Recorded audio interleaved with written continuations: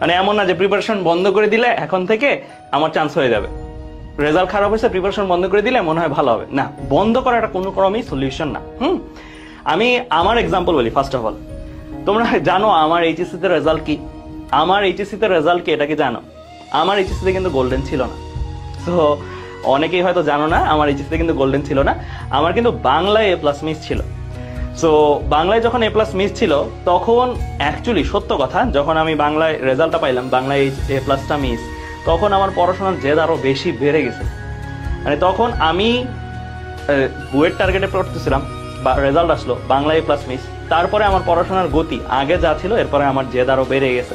কারণ বাসা থেকে এমন একটা সিচুয়েশন ছিল, সবাই ডাউট দিচ্ছিল আর কি, যে বুয়েটে তো গোল্ডেন লাগে বা ইঞ্জিনিয়ারিং তো গোল্ডেন লাগে, সো গোল্ডেন যদি লাগে তাহলে তো পরীক্ষা দিতে পারবো। তারপর আমি ইঞ্জিনিয়ারিং প্রিপারেশন, আমার বাসার পরিস্থিতি এরকম ছিল যে আমি কিন্তু বাসার ইচ্ছার বিরুদ্ধে, মানে বাসায় চাইতেছিল আমি মেডিকেলে পড়ি, আমি বাসার ইচ্ছার বিরুদ্ধে আসলে ইঞ্জিনিয়ারিং এর প্রিপারেশন নিচ্ছিলাম, এবং তার মধ্যে আবার A+ মিস। চিন্তা করো অবস্থাটা কিরকম। মানে সবাই বলতেছিল যে তোকে বলছিলাম আর কি ওই প্রিপারেশন নিতে, এইরকম একটা মুহূর্ত।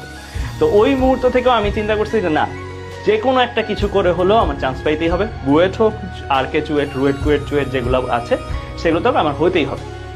তো ইনফ্যাক্ট আমি দেখলাম যে চান্স পাইছে, এবং মজার ব্যাপার যে আমাদের ব্যাচে বুয়েটে যে ছেলেটা সেকেন্ড ছিল, মানে ফার্স্ট একটা ছেলে হয়েছে, সেকেন্ড আর একটা ছেলে হয়েছে অর্ণব নামের, ওরও আমি যতটুকু জানি যে বাংলায় A+ মিস ছিল। সো বুঝতেই পারতেছো যে যখন তুমি পরবর্তীতে এই যে এলিজিবিলিটি লিস্টটা দিবে, এরপরে তুমি যখন ভর্তি পরীক্ষা দিতে পারবো, তখন কিন্তু আর কোনো ভেদাভেদ নাই, তখন কিন্তু সবাই আবার সমান হয়ে গেছে। তখন যারা জেদি ছিল, যারা এরকম করে ভালো করে পড়বা, তারাই দেখবা চান্স পাওয়ার একটা বেশি। ইনফ্যাক্ট আমি ওই আমাদের ব্যাচের রেজাল্ট অ্যানালাইসিস করে যেটা দেখছি, যাদের মিস গেছে তাদের মধ্যে থেকেই চান্স পাইছে বেশি। মানে সত্য কথা, আমার ফ্রেন্ড সার্কেলের মধ্যে আমি যেটা দেখছি যে যাদের মিস গেছে তাদের মধ্যে জেদ বেশি ছিল, তারা চান্স পাইছে বেশি।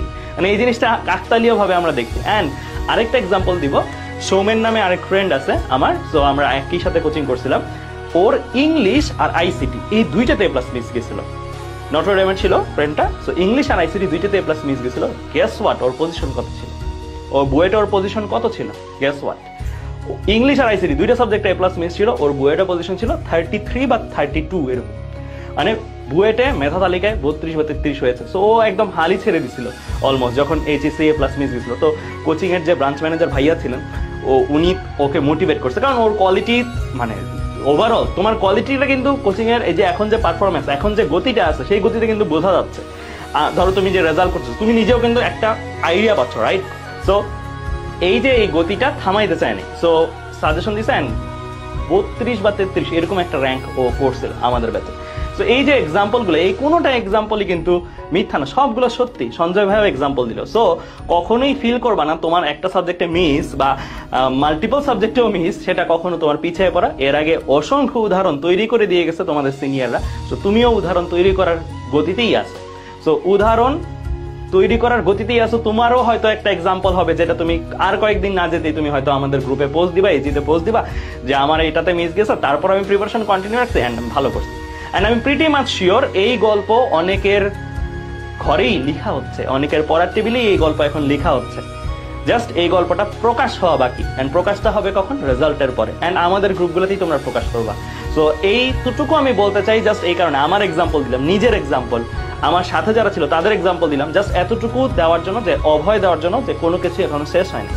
বরং যারা ভালো স্কোর পেয়ে গেছে তাদের লাইফে যে ধাক্কাটা, ওই ধাক্কাটা হয়তো তারা আগে খায়নি, হতে পারে পরে খাইছে, এটা হতে পারে, আল্লাহ না করুক তাদের ক্ষেত্রেও না হোক, কিন্তু এটা হতে পারে।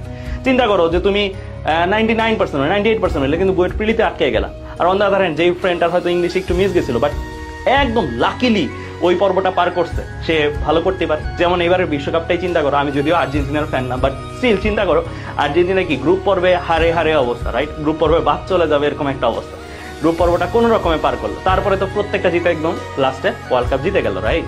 সো এই যে এই জিনিসগুলো কিন্তু শিক্ষা দেওয়ার কথা তোমাদেরকে, যে প্রথমে একটা ধাক্কা মাঝে মাঝে ভালো। অ্যান্ড এটা আমরা স্পেনের বিশ্বকাপের ক্ষেত্রে দেখছি, স্পেন যে এবার বিশ্বকাপ জিতলো, আর এবারের বিশ্বকাপও দেখলাম। সো এটা কিন্তু আমি বলবো এক সেন্সে ভালো, এটাকে ব্লেসিং হিসেবে নাও, ঠিক আছে?